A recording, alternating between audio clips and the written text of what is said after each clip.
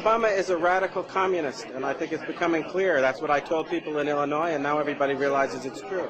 He is going to destroy this country, and we're either going to stop him, or the United States of America is going to cease to exist. Is there any... Do you still hold regrets against not having long enough time to debate against President Obama? I don't have any regrets. I went into Illinois. People told me at the time I didn't stand much of a chance of winning. The idea was to bear a true witness. The man is an abomination.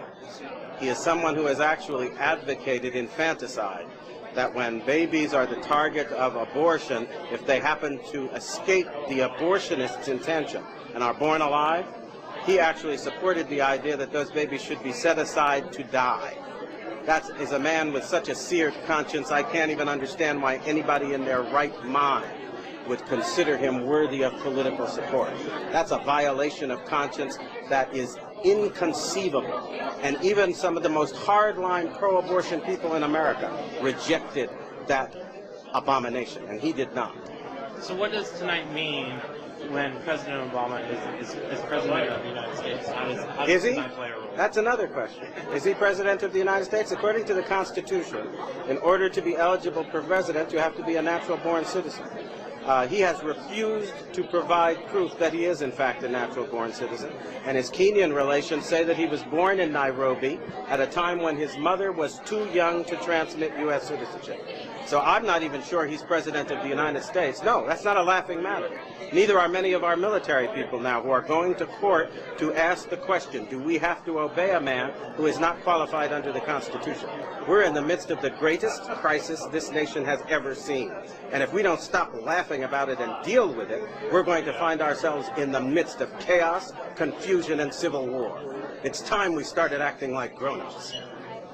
How could the policy that President Obama makes in the next couple of years affect activities like tonight? I'm sorry, the person you call President Obama, and I frankly refuse to call him that. Right. At the moment, he is somebody who is kind of an alleged usurper, who is alleged to be someone who is occupying that office without constitutional warrant to do so.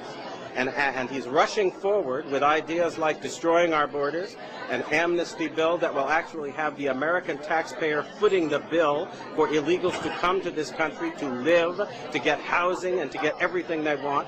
He is also somebody who has just announced a program that would essentially destroy the validity of existing mortgages and encourage everybody in the country to stop paying their mortgage because the government is going to pay it instead. This is insanity. It's as if we have put insane children and adolescents in charge of our government. And I think we need to ask simple questions. A couple of years ago, we were arguing over every penny in the United States budget, and it was quite clear we didn't have enough money to go around. Well, somebody asked me where we came up with $2 trillion in the course of the last 6 months. Did we wish for it out of the air? Have people gone mad in this country? You don't have that money.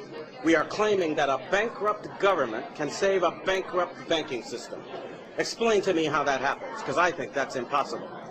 And the fact that we have just elected an individual who may or may not be qualified, and he presents silly ideas like this and says, let's move forward now, and we're all acting like the laws of economics have been repealed, and we can actually afford to foot the bill with money nobody's got. This is insane. It's got to lead to the collapse of our economy, and it's going to.